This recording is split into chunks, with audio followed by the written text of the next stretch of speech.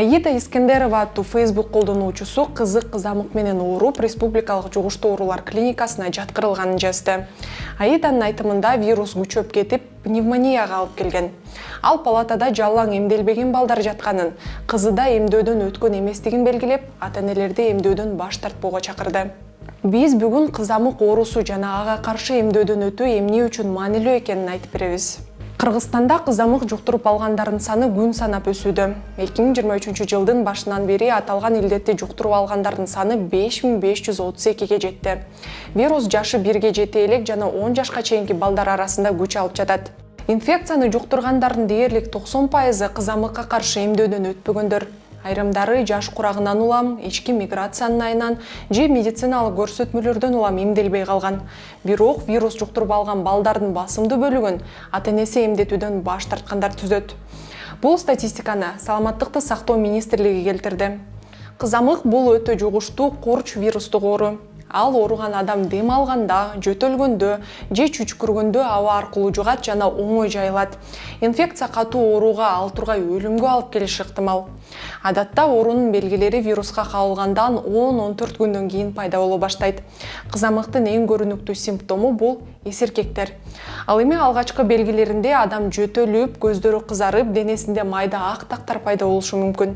Кийин ал ак тактар эсиркектерге айланат. Керектүү медициналык жардам көрсөтүлбөй, оору өрчүп кеткен учурда көздүн көрбөй калышы, кулак оорулары, дем алуудагы көйгөйлөр, мээнин шишүүсү сыяктуу көйгөйлөр пайда болот. Ал тургай өлүмгө алып келиши мүмкүн. Ооруну иммундук системасы алсыз жаш балдар жана 30 жаштан ашкан адамдар оор өткөрүшөт.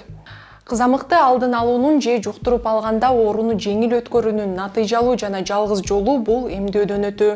Вакцина организмге вирус менен күрөшүүгө жардам берет. Дүйнөлүк саламаттыкты сактоо уюмунун маалыматына ылайык 2000-2021 жылдар аралыгында кызамыкка каршы эмдөө 56 миллион адамды өлүмдөн сактап калган.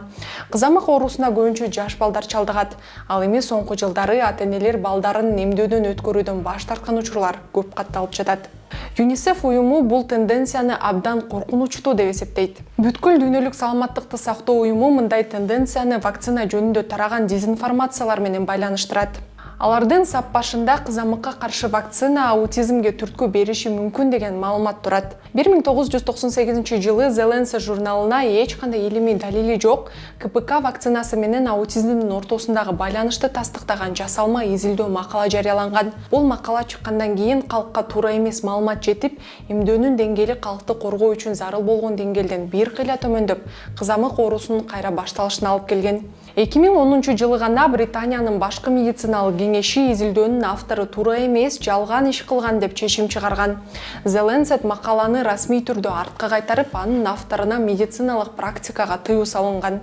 Бирок бул теория өнүккөн жана өнүгүп келе жаткан өлкөлөрдө дагы деле популярдуу. Ал тургай Кыргызстандагы ата-энелердин айрымдары эмдөөдөн баш тартуусунун себебин дал ушул теорияга байланыштырышат. Ооругандардын көбү вакцина алгандар экен. Бул аргументти иммунизациядан баш тарткандар көп колдонушат. Бирок дүйнөлүк статистикалар көрсөткөндөй, эмделбегендердин арасында түрдүү вирустарды жуктургандар эмдөөдөн өткөндөргө караганда көп.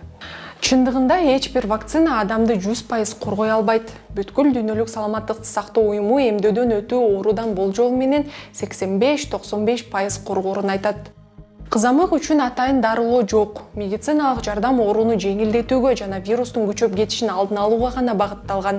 Бирок алар дагы дайыма эффективдүү боло бербейт. Оорунун күчөп кетүү коркунучу эмделбеген балдарда жана кош бойлуу аялдарда жогору. Вирустун айынан каза болгондордун көпчүлүгү эмдөөдөн өтпөгөндөр экенин статистика көрсөтөт. Кыргызстандагы профилактикалык эмдөөлөрдүн календарына ылайык, кызылча, эпидемиялык паротит жана кызамыкка каршы биринчи эмдөө бала 1 жашка чыкканда жүргүзүлөт. Ал эми 6 жашында пландуу ревакцинация жүргүзүлөт.